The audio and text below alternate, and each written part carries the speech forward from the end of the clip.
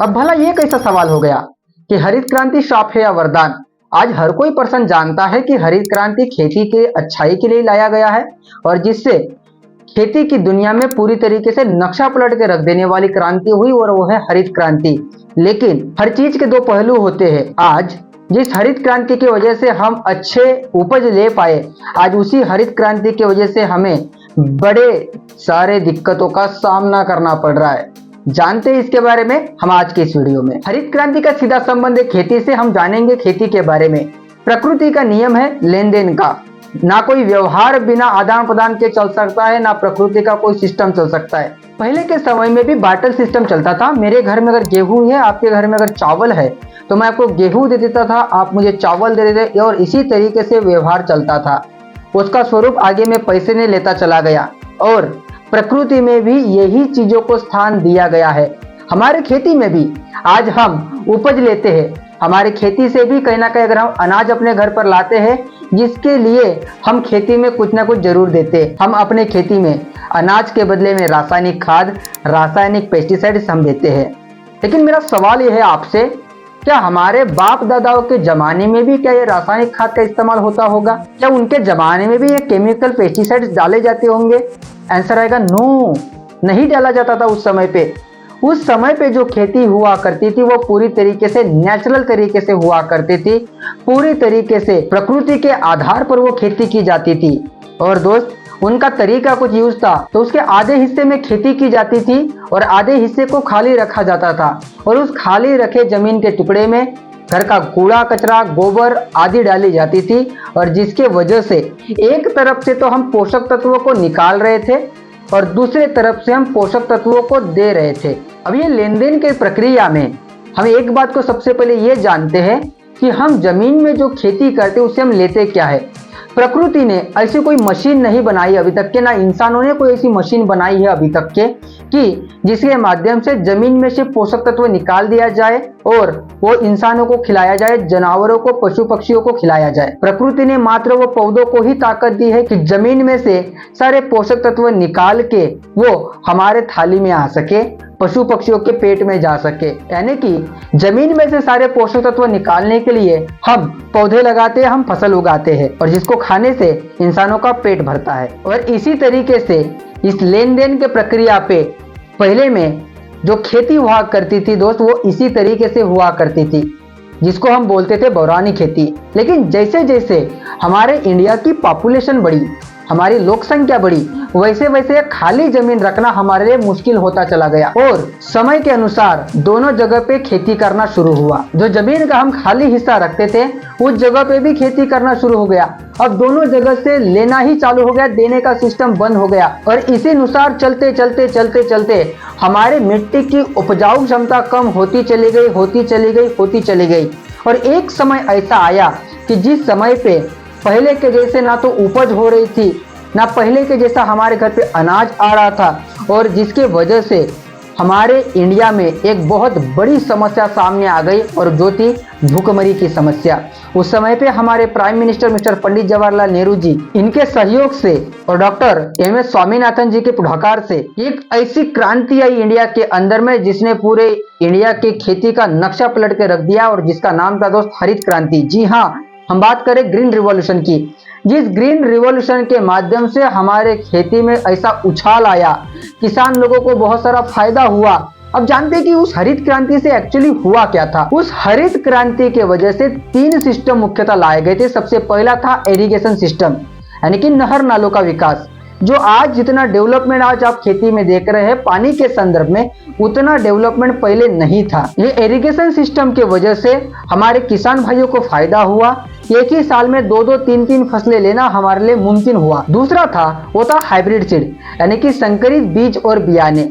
Naturally तरीके से अगर हम घर के अगर कोई भी बीज अगर देते बिना बीज प्रक्रिया के, उसमें ना उतनी उपज हो पाती है, ना उसमें उतनी क्वालिटी मिल पाती है। आप भी जानते हो, अगर घर का अगर कोई आम की बीज अगर बोई जाए, वो पेड़ जब तक के बहुत बड़ा नहीं होता तब तक उसको आम नहीं आते। लेकिन इसकी जगह पे अगर हम कोई कलम खरीद के लाए और उसको अगर बोआ जाए, 5 फीट 7 फीट का वो पौधा होने के बाद में ही उसको फल और फूल आना शुरू हो जाते हैं। इससे भी हमारे किसान भाइयों को बहुत फायदा हुआ। और तीसरा जो था वो था रासायनिक खाद तथा रासायनिक पेस्टिसाइड्स। इसके वजह से हमारी जमीन की खोई हुई उपजाऊ क्षमता को हम पुनः तरीके से वापस ला पाए, जिसकी पहले शुरुआती में मात्रा थी, जो कि मुख्यतः हम कंटेंट देते किसी भी जमीन में, जो कि मुख्यतः हम अपने पौधे को जो कंटेंट देते हैं वो है NPK, nitrogen, phosphorus and potash, जिसकी मात्रा थी कुल मिला के टोटल 7 किलो, जिसमें से 4 किलो नाइट्रोजन, 2 किलो फास्फोरस और 1 किलो पोटेश की मात्रा। लेकिन मेरा सवाल यह है आज आपसे, क्या हम 7 किलो ही अपने खेती में आज के डेट में रासायनिक खाद डालते हैं? नहीं दोस्त, ये कहीं ना कहीं 7 किलो से लेकर 14 किलो, कहीं ना कहीं 50 केजी, 100 केजी, 150 केजी, और जो लोग बागायती खेती करते उसका तो जवाब नहीं है। अब भला हम क्यों 7 किलो से लेकर आज 100-150 केजी तक के पहुंच गए? इसके पीछे कारण क्या? इसके पीछे कारण है केमिकल फर्टिलाइजर की प्रॉपर्टीज। आज अगर हम अपने खेती में अगर 1 केजी रासायनिक खाद डाल रहे हैं, अगर कल आपको रिजल्ट चाहिए दोस्त, उसे ज्यादा डालना ही पड़ेगा। इसके पीछे कारण ये, क्योंकि दोस्त केमिकल खाद में है हीट, और उस हीट की वजह से हमारी जमीन चटक जाती है। आज अगर आप 1 केजी डाल रहे हो तो कल आपको 2 केजी डालना आपकी मजबूरी बन जाती है। उसके बाद में ये निरंतर तरीके से आपको बढ़ाना ही पड़ेगा, और तभी चल के आपको वो रिजल्ट आता रहेगा। अब यहाँ तक के तो बात ठीक है, लेकिन केमिकल की मात्रा बढ़ने से हुआ क्या? ये केमिकल की मात्रा बढ़ने की वजह से हमें ऐसे बहुत दिक्कतों का सामना करना पड़ रहा है। चलिए जानते हैं केमिकल खाद की वजह से होने वाले नुकसान। पर्यावरण पे गिरने वाला बुरा प्रभाव। इस केमिकल खाद की वजह से पर्यावरण पे बहुत बुरा असर पड़ रहा है, जिसके वजह से हमारा पर्यावरण पूरी तरीके से दूषित हो रहा है। पर्यावरण का संतुलन पूरी तरीके से बिगड़ रहा है। हमारे जीवित जीवाणुओं पे असर पड़ रहा है। हमारी आने वाली फसल, हमारी उगने वाली फसल, जिसके वजह से हमारे उगने वाले फसल पे भी इसका बुरा प्रभाव गिर रहा है। दूसरा जो आता है वो आता है दोस्त जल प्रदूषण। जो केमिकल खाद हम जमीन में देते हैं उसमें से कुछ ही % पौधे को मिल पाता है, बाकी का पूरा केमिकल वो जमीन पे सतह पे रहता है, और वही केमिकल कहीं बारिश के पानी में घुल मिलके उसके वजह से पूरी तरीके से तालाब, नदियां, जहां तक के वो पानी जा रहा है। और यही नहीं, जो केमिकल पानी में मिक्स होकर जमीन में जा रहा है दोस्त, वही हमारे पीने में आ रहा है, यानी कि पूरी तरीके से पानी को खराब करने का काम कर रहा है एक केमिकल फर्टिलाइजर। तीसरा आता है मिट्टी की स्वास्थ्य गुणवत्ता का कम होना। आप सब लोग भी जानते हैं मिट्टी की स्वास्थ्य गुणवत्ता जो पहले हुआ करती थी वो आज हमारे जमीन की क्वालिटी नहीं रही है। मिट्टी की फर्टिलिटी कम हो चुकी है। पहले में हम अगर खाद ना भी डाले तो हमारे जमीन में फसल हो ही जाती थी, लेकिन आज हम ये नहीं बोल सकते कि बिना खाद के भी हमारी जमीन में फसल उग पाएगी। हमारे जमीन का पीएच मान होना चाहिए दोस्त 6.5 से लेकर 7 का, लेकिन आज वो पीएच कहीं ना कहीं कम ज्यादा हो चुका है। आज हमारी जमीन पूरी तरीके से बंजर होने के कगार पे खड़ी है, और ये सिलसिला अगर यूं ही चलता रहा तो हमारे आने वाली पीढ़ियों के लिए जो जमीन है वो खेती करने के लायक नहीं बनने वाली। ऐसा हाल हमारे खेती का हो चुका है।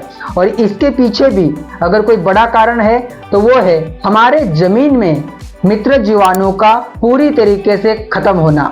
जी हाँ, हमारी जमीन को भुरभुरा रखने का काम जो मित्र जीवाणु करते थे, जमीन को उपजाऊ बनाने का काम जो हमारे मित्र जीवाणु करते थे, जैसे कि केचुआ हुआ जो किसान का जिसको मित्र बोला जाता था, ह्यूमस, ऐसे न जाने बहुत सारे बैक्टीरिया जो जमीन में थे वो केमिकल खाद के वजह से पूरी तरीके से खत्म हो चुके। अगर मैं आपको बोलूं कि अपने मुट्ठी पे 1 मुट्ठी यूरिया लीजिए और उसमें किसी जिंदा केचुए को छोड़ दीजिए, वो केचुआ पूरी तरीके से तड़प तड़प के मर जाएगा। इतना केमिकल है उन सब खाद में, और वही खाद अगर हम जमीन में डाल रहे हैं तो कहाँ से वो हमारे मित्र जीवाणु बचने वाले हैं।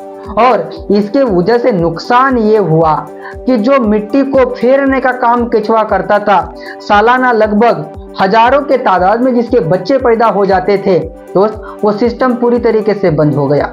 ये सिस्टम बंद होने की वजह से हुआ क्या? ये सिस्टम बंद होने की वजह से जमीन को फेरना बंद हो गया। जमीन आज हमारी हार्ड बन चुकी है। अगर पहले जमीन में दलदल हुआ करता था, लेकिन आज अगर आपके जमीन का पानी अगर सूख जाए तो आप जूता पहन के भी उस जमीन में घूम के आ जाइएगा, आपके जूते को मिट्टी नहीं लगने वाली। दोस्त ये हुआ क्यों? आज अगर हम ट्रैक्टर चलाते हैं, बड़े के बड़े पत्थर निकलते हैं, भाई मिट्टी है वो, पत्थर नहीं है, लेकिन जमीन इतना हार्ड कैसे बन पाई, क्यों बन पाई? इसके पीछे कारण है वो है हमारे मित्र जीवाणु का पूरी तरीके से खत्म होना। मिट्टी को फेरने का काम बंद हो गया। मिट्टी जो भुरभुरी हुआ करती थी वो पूरी तरीके से हार्ड बन चुकी है। नेक्स्ट आता है पोषक तत्वों की कमी। जो रासायनिक खाद जो हम दे रहे हैं उसका जमीन से कोई भी लेन देन नहीं। हम जो रासायनिक खाद देते वो देते मात्र पौधे के लिए, और रासायनिक खाद में भी कुछ गिने चुने ही कंटेंट के साथ में, गिने चुने पोषक तत्वों के साथ में हम पौधे को बड़ा करते हैं।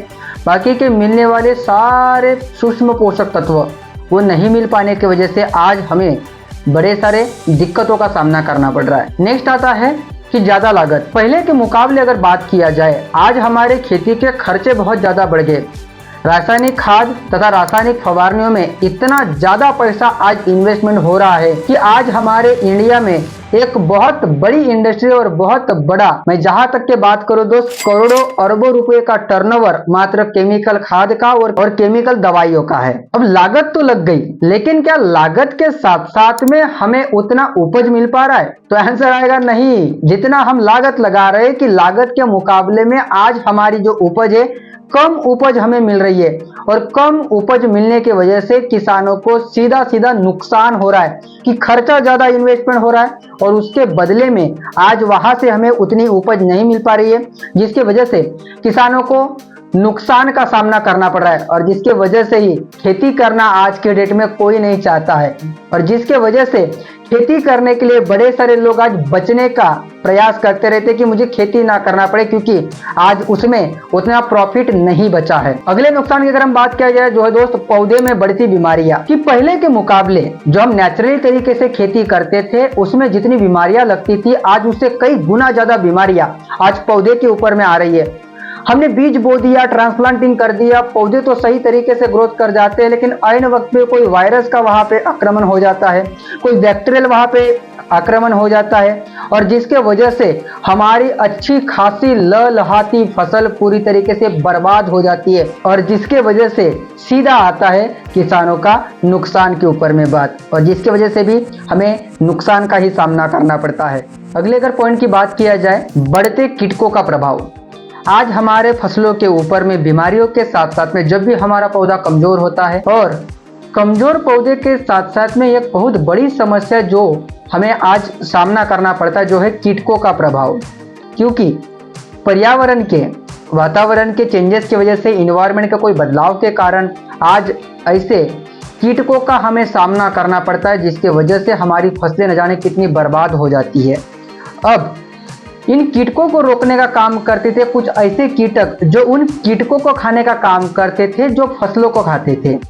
मतलब कुछ कीटक ऐसे जो पूरी तरीके से फसल के ऊपर में निर्भर रहते हैं, तो कुछ कीटक ऐसे होते जो सिर्फ मात्र कीटकों के ऊपर में निर्भर रहते हैं। तो हमारे केमिकल पेस्टिसाइड्स की वजह से हुआ क्या, हमने दोनों कीटकों का खात्मा कर दिया। और जब भी कोई एनवायरनमेंट, जब भी कोई क्लाइमेक्स में चेंजेस होता है, बदलाव होता है, उस समय पे उन कीटकों को, जो फसलों को खाते, उन कीटकों को खाने वाले कीटक न होने की वजह से उनकी पैदावार ज़्यादा तरीके से बढ़ती रहती है।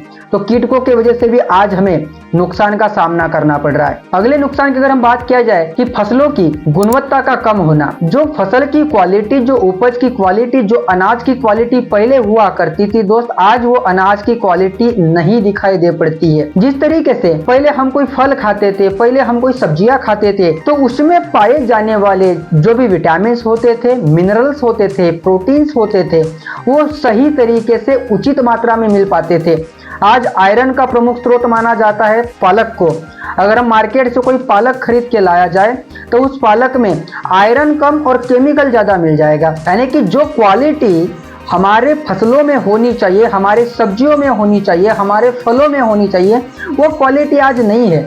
क्योंकि वो जमीन में सारे पोषक तत्व मौजूद न होने की वजह से वो पोषक तत्व फल के माध्यम से हमारे थाली तक के नहीं पहुँच रहे, और यही पोषक तत्व थाली में न मौजूद होने की वजह से हमारे शरीर में वो सारे पोषक तत्व नहीं मिल पाने की वजह से आज इंसानों को और नुकसान का सामना करना पड़ रहा है, जो है इंसानों में बढ़ती बीमारियां। क्योंकि हम जो खाद अपने जमीन में देते हैं, जो खाद हम आज हमारे पौधों में देते हैं, वही खाद दोस्त हम हमारे पौधों के जड़ों में दे देते हैं। दोस्त उसमें से जो केमिकल हमने जड़ों में डाला, वही केमिकल पौधे के जड़ों से लेके तने में, तने से लेके दोस्तों पत्तियों में, पत्तियों में से ही फूलों में, फूलों से लेके फल में आता है। वही केमिकल फल के माध्यम से हमारे थाली में आ जाता है, और वही फल के माध्यम से, वही अनाज के माध्यम से, वही केमिकल जो हमने पौधे के जड़ में दिया था वो हमारे शरीर में पहुंच जाता है। अगर मार्केट से कोई अगर एप्पल खरीद के लाया जाए तो हम सीधे तरीके से बोल देते पहले उसको धोकर खाइए, उसके ऊपर में केमिकल है। चलो धोने से उसके ऊपर का तो केमिकल निकल गया, मुझे बताइए उसके अंदर में जो केमिकल है उसको कैसे निकालोगे? और यही केमिकल आज हमारे शरीर में चारों ओर से लौट रहा है, जिसके ऊपर में हमने बात किया कि जमीन में डालने से फल के माध्यम से हमारे थाली से लेकर हमारे पेट तक के वो केमिकल पहुंच रहा है। दूसरे तरीके से देखा जाए वही केमिकल आज पूरे जमीन में फैलने की वजह से, पानी में फैलने की वजह से हर एक वो पौधे में, हर एक वो फसल में केमिकल पहुंच चुका है। अगर वही घास अगर कोई गाय खा लेती है तो वही केमिकल घास के माध्यम से गाय तक के पहुंच गया। गाय के माध्यम से मिलने वाला दूध, दही या फिर अन्य जो भी प्रोडक्ट्स बनते हैं दूध के माध्यम से, उसके वजह से भी वो केमिकल हमारे शरीर तक के पहुंच रहा है। वही पानी में जो दूषित पानी, जो केमिकल खाद के साथ में मिला हुआ पानी में मछलियां तैरती है, वही मछलियां इंसान खाता है, मछलियों के माध्यम से भी कहीं ना कहीं वो केमिकल हमारे शरीर में पहुंच रहा है। यही बात मुर्गियों पे लागू होती है, यही बात भेड़ बकरियों पे लागू होती है, जो कहीं ना कहीं दोस्त हम जिसका सेवन करते हैं और उसके माध्यम से वो केमिकल हमारे तक के पहुंच रहा है। ये सर्कल चलता ही आ रहा है, ये घूमता ही जा रहा है, चारों ओर से वो केमिकल, खराब क्लाइमेक्स, न जाने कितने तरीके के पोल्यूशंस, बढ़ते हुए रेडिएशंस, और ये हमारे शरीर में दिन ब दिन आता हुआ केमिकल, जिसके वजह से नुकसान क्या हो रहा है। आज छोटे छोटे बच्चे के बाल सफेद होना, छोटे छोटे बच्चों को चश्मा लगना एक कॉमन बात है। हर गांव में आज कैंसर का पेशेंट पहुंच चुका है, हर एक घर के बाद में आपको बीपी का, शुगर का पेशेंट मिल जाता है। दोस्त किस वजह से, इसके पीछे कारण क्या, आप भी इसको जड़ से टटोलने की कोशिश जरूर कीजिएगा। अगर इंसानों की अगर बात किया जाए, हमारे दादा लोगों की अगर बात किया जाए, जो हमारे सेकंड जनरेशन की भी अगर बात किया जाए, कम से कम वो 100 साल जीते थे। आज अगर हमारे जनरेशन की बात किया जाए, आज अगर हमारे पापा के जनरेशन की बात किया जाए, तो कहीं ना कहीं उनकी एज 70 साल तक के पहुंच चुकी है। और हमारे जनरेशन की बात किया जाए, ये 70 साल से भी कम होने वाली है। और इसी तरीके से निरंतर तरीके से अगर हम चलते रहे, हम अंदाजा लगा सकते हैं कि हमारे आने वाले बच्चे कितने साल जिएंगे। अगर ये सारी चीजें अगर आप नहीं होने देना चाहते तो आपको आज ही इसके ऊपर में सावधानी बरतनी पड़ेगी। ये सारे दुष्परिणाम का सामना आज हम कर रहे दोस्त, जिसकी शुरुआत हुई थी वो हरित क्रांति, जिसके वजह से किसानों के फायदे के लिए लाई गई थी, लेकिन कहीं ना कहीं इसका ज्यादा इस्तेमाल होने की वजह से हमें नुकसानों का सामना करना पड़ रहा है। अब भला आप ही अंदाजा लगाइएगा कि हरित क्रांति हमारे लिए शाप बन के आई थी या वरदान बन के आई थी, और आप उस तरीके से इसके ऊपर में अमल कीजिए। ये सारी चीजें तो हमने देख लिया, लेकिन सिर्फ इन्हीं चीजों के ऊपर में डिस्कस करने से अच्छा है कि हम आगे में क्या करें। कबीर जी बहुत अच्छी तरीके से बोल गए हैं कि अब पछताए होत क्या, जब चिड़िया चुग गई खेत। जो होना था वो तो हो गया, लेकिन हमें सोचना यह है कि अब हमें आगे में क्या करना है। तो मैं आपको बोलूंगा कि ये सब हमें छोड़ना पड़ेगा। जी नहीं, खेती करना नहीं छोड़ना है, हमें रासायनिक खाद तथा रासायनिक पेस्टिसाइड्स को हमें इस्तेमाल करना छोड़ना पड़ेगा। तो फिर आपका सवाल ये आएगा कि अगर आज हम रासायनिक खाद और रासायनिक फवारने अगर इस्तेमाल करना छोड़ दे और अगर हम हमारे खेती में अगर कुछ भी ना डाले, तो आज तो हमारी खेती के हाल कुछ यूं है, अगर हम अपने खेती में कुछ भी ना डालते हैं तो खेती होने वाली नहीं है। लेकिन आज मैं आपको इसके ऊपर में ऐसा सॉल्यूशन देने वाला हूं जिसके तहत में आप पूरी तरीके से नेचुरली तरीके से खेती कर पाएंगे, जिसका पशु पे, पक्षियों पे, मनुष्य पे या फिर यहाँ तक के बाद या पर्यावरण पे कोई भी साइड इफेक्ट नहीं है, जो पूरी तरीके से सबके लिए फायदेमंद है और जिसको कहा जाता है ऑर्गेनिक फार्मिंग। आज मार्केट में बहुत सारे कंपनियों के ऐसे आज प्रोडक्ट आ चुके हैं जो 100% ऑर्गेनिक खेती करने को बढ़ावा दे रहे। सवाल ये आता है अब कि ये क्या है ऑर्गेनिक फार्मिंग, ऑर्गेनिक फार्मिंग कैसे की जाती है, या फिर कम उपज लिए ऑर्गेनिक फार्मिंग करना संभव है। वाकई में ऑर्गेनिक फार्मिंग हमारे लिए नुकसानदायक है या फायदेमंद, ऑर्गेनिक फार्मिंग करने के लिए हमें कौन कौन से सावधानियां बरतनी पड़ेगी, ये सारे सवालों के जवाब जानेंगे हम हमारे अगले वीडियो में।